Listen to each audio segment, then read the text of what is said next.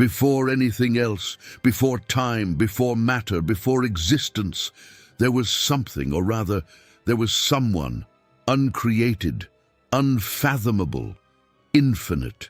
This is the question that spans millennia and continues to haunt the human mind. Did God have a beginning? And if he didn't, what was he doing before everything existed? We are not talking about a simple theological curiosity.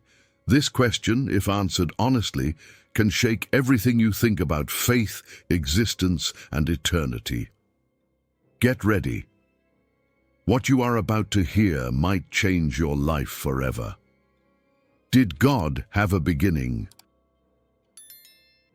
Before the first particle, before the vacuum, before the light, there was only God. And no, this is not a metaphor, it is literal. There was no darkness, there was no silence, there was no nothing, because nothing hadn't even existed yet. God was there, not in time, not in space, outside of everything, above everything, before everything. He was not created, he did not evolve, he did not emerge. He simply is. Modern science confirms time had a point of origin. The so-called Big Bang marked the beginning of matter and energy. But if there was a beginning, who or what was there before it? The answer is devastating to human logic: God. A being who does not move along the lines of time, but in an eternal state where yesterday, today, and tomorrow do not exist as distinct moments, but as one total reality. Try to imagine something without a beginning. You won't be able to, because your mind has been shaped by time. But God is beyond that, and that changes everything. In the book of Genesis, we see, "In the beginning God created." But what about before this beginning? Psalm 90 verse 2 answers, "Before the mountains were born, from everlasting to everlasting, you are God." He was not generated, he was not formed, he has always existed. While everything we know began to be, he already was. This destroys any notion of causality. There was no accident, there was no spontaneous evolution. Everything began because he decided it would begin. But then a new question arises. If God has always existed, why did he decide to create something? What motivated this absolute being to break the eternal silence with the words, "Let there be light"? The answer lies in what existed before creation. Before matter, before time, before space, there was already a kingdom. Not a physical place, not a throne in a sky full of angels, but a supreme and inaccessible reality, where the purest essence of existence resided: God. A realm not visible but absolute, of glory, holiness and light, that does not come from stars, but emanates from the essence of the Creator himself. And he was not alone. From the very beginning, before time, there was already communion. The Father, the Son, and the Holy Spirit existed in perfect harmony.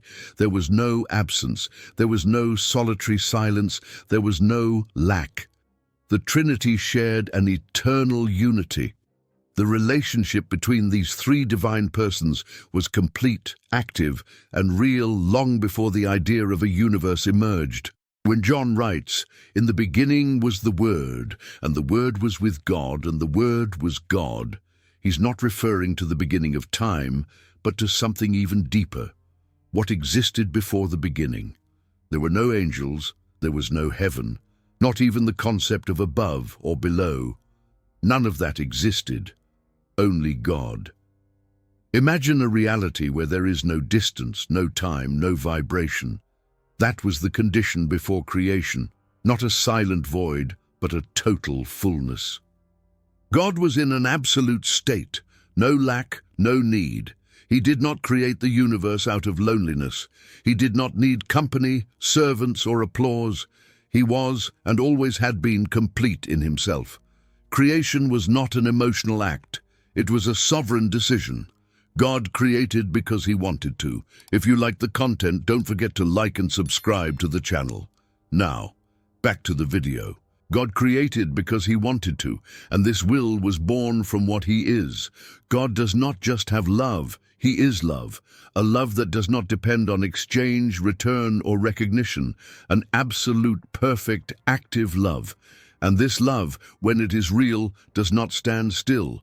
It manifests, it creates. The creation of the universe was the natural reflection of the divine essence, not an experiment, not a pastime, but an extension of what God is, a being who loves and therefore gives life. From the very first moment, every element of the universe was planned. There is no randomness in anything. The position of the galaxies, the composition of atoms, the existence of life, all came into being as part of an eternal plan established before the foundation of the world. When God decided to create, he was not testing possibilities. He was not trying to figure out what would work. The universe is not an attempt, it is a revelation. Every star, every planet, every living being was crafted with infinite precision to testify to the glory of the Creator. The entire cosmos became the stage where God would choose to reveal his power, his justice, and most of all, his love. And here is a truth that defies any human logic. God created the universe knowing exactly what would happen. He knew that creation would bring with it the possibility of pain, rebellion, and tragedy. And yet, he created. Because the plan always included redemption, it always included the cross. The Bible tells us in Revelation chapter 13 that Jesus is the Lamb who was slain from the foundation of the world. This means that Christ's sacrifice already existed in the plan before anything was created. The cross was not a reaction, it was the origin. The sacrifice had already been determined before time began. Nothing surprised God. The fall of man was not an accident. The coming of the Savior was not an emergency. From the beginning, everything was part of an eternal and perfect plan. God decided to create, even knowing it would lead him to the cross. And still, he proceeded. Because true love is like that. It gives itself completely. And when God said, "Let there be light," he had already decided that one day in this same creation, light would face the deepest darkness. But if everything began in perfection, how did evil arise? How did something corrupted enter such an absolutely pure creation? This is one of the most disturbing questions the human mind has ever faced, and to understand it, we need to confront a truth many avoid. Evil was not created by God, it was born from freedom. Because when God created conscious beings, he did not program them like machines. He gave them free will, the power of choice, the ability to decide. And where there is freedom, there is risk. The risk of rebellion, the risk of using that freedom against the Creator himself. That is exactly what happened. Lucifer, an angel of light, exalted in beauty, wisdom, and position, decided to place himself above God. He was not created evil, he was created perfect. But he chose pride, he chose rebellion, and in doing so he gave birth to the chaos that would cross all creation. The fall of Lucifer was the first act of the invisible war that still unfolds around us. But evil already existed before any battle took place. It existed in the silent decision, hidden in the heart of a creature who dared to turn against the Creator. God knew. None of this surprised him. He saw the beginning, the middle, and the end before anything existed. And still, he allowed it, not out of weakness, but because his justice and his mercy needed to be revealed. Evil, in its purest form, was not born in Eden. It was born earlier, when a creature looked at its own reflection and believed it could be like God. And when that rebellion manifested, the universe changed. The cross, already planned, now became inevitable. Because God's love does not shrink from evil, it faces it, and he conquers, not with brute force, but with sacrifice. Revelation 13 had already revealed Jesus would be the Lamb slain from before the foundation of the world. Christ's death was not an accident. It was the central point of everything. It was the definitive answer to chaos. But before this plan could unfold in time, before redemption became visible, There was a moment that almost no one mentions, an instant so absolute, so silent, that it preceded even the first sound of creation. Before the cross, before the fall, before the universe, before time, there was silence. But this silence was not empty. It was not absence. It was fullness. Nothing existed. No sound, no light, no form. There was no time to pass, no space to occupy, no energy to move. And yet there was a being, God. And in this eternal and incomprehensible state, the entire universe was contained, not in particles, not in explosions, but in will, in mind, in purpose. Every star that would one day shine, every cell that would one day pulse, every soul that would one day exist, everything was already before him, not as a possibility, but as certainty, as an invisible reality, waiting only for a word to manifest. Eternity in this moment was not inertia, it was absolute tension. The universe, which did not yet exist, was like a bowstring drawn tight, waiting for the first shot. And then he spoke. "Let there be light."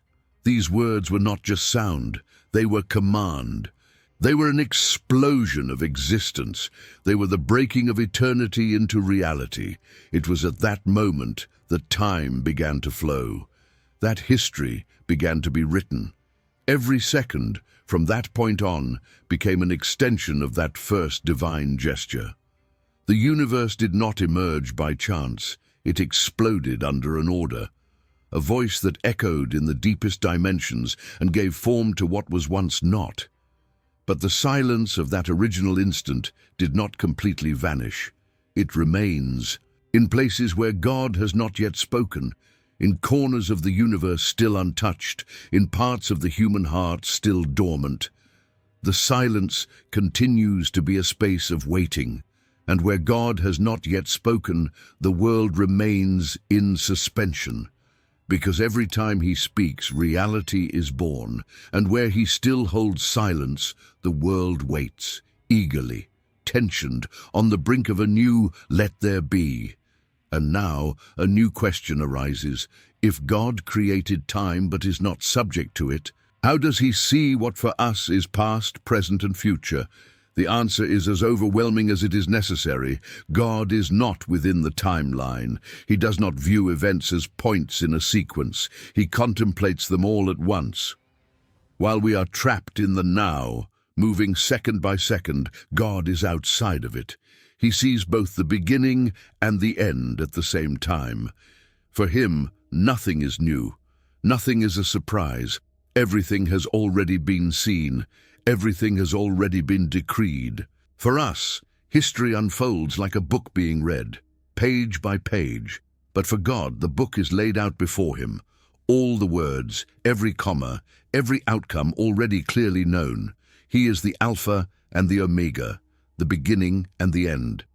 And this is not just a poetic way of speaking, it is a literal reality. He declares the end from the beginning because he has already been there. Imagine an endless ocean, deep, eternal. This is the eternity of God. Time, compared to this, is but a drop. And yet, it is within this drop that we live our lives, make decisions, feel our pains, and make our choices. But God is not limited by it. He is above all of it. And here comes something that changes everything. Your life, your story, your name. These were already in God's heart before the first star shone. Before any creation, he already knew you. He had already laid out your purpose. You are not an accident. You are not the product of chance. You are not just another human being lost in the flow of time. You were desired, thought of, dreamed of in eternity. And if everything is contained in him, then each revelation also follows a plan. Nothing is by chance, not even the way he chose to reveal himself to the world. God could have revealed everything all at once. He could have torn open the heavens and exposed all his glory from the beginning. But he did not do that, because the way he reveals himself also communicates who he is, patient, precise, intentional. God's revelation is progressive, planned, and follows a script laid out before time. In the beginning he spoke through creation, the starry sky, the moving sea, the life that springs from the earth. These are all visible signatures of the invisible Creator. Then he spoke through the law, instructing humanity on what is just, pure, and right. The law was not just a set of commandments, it was a mirror, showing how far man was from divine perfection. And then came the prophets, solitary voices in the midst of darkness, men who many times were rejected, persecuted, killed, but who carried words that were not their own. They announced judgment, but they also promised redemption. Every prophecy, every symbol, every vision, all pointed to something, or rather, someone, that was still to come. And then, at the right time, revelation ceased to be a voice, ceased to be written, ceased to be a shadow. The eternal God entered into time, and John declared, "And the Word became flesh and dwelt among us." Jesus did not come to be another part of Revelation. He is the revelation. In him we see the God who was once invisible. The untouchable became flesh, the incomprehensible took on a face, and on the cross everything was completed. There, justice and mercy collided in a single moment. The eternal God, outside of time, suffered within time. He died within the creation he himself had formed, and he overcame. But the cross was not the end. It was the apex, the climax of a revelation that had already carried from the very beginning its resolution. God did not start the story to see how it would end. He already knew. He wrote the ending before speaking the first word of creation. And that end is not defeat. It is not chaos. It is return. It is restoration. It is reunion. In Revelation chapter 22, God declares, "I am the Alpha and the Omega, the beginning and the end. The same one who created all things is the same one who will bring them to a close." This means that nothing is beyond his control. Nothing will be interrupted or diverted. The end will be exactly as he planned. The new heaven and the new earth are not an attempt to fix what was broken. They are the fulfillment of the original plan. What Adam and Eve experienced in the garden for a brief moment, the full presence of God, will be restored, but in an even more glorious way. And it will not be temporary, it will be eternal. But beware, this eternity will not be automatic. It will not be imposed, it will be chosen. God does not force anyone to be with him. Time, with all its pains and decisions, exists for this, so that each human being can freely choose their eternal destiny. And this choice can only be made now. After time ends, there will be no more chance for change. Therefore, the great question is no longer, what was God doing before creation, but rather, what are you doing now that you know this truth? Because if everything exists because of him, if everything only finds meaning in him, then ignoring this is choosing to live in confusion. But accepting it is finally seeing everything fall into place. If you enjoyed this content and want to continue exploring hidden mysteries and biblical stories, don't forget to leave a like and subscribe to the channel. This helps us bring more videos like this and reach more people interested in the Bible. Activate notifications so you won't miss upcoming content, and share this video with friends who may enjoy it. See you in the next one.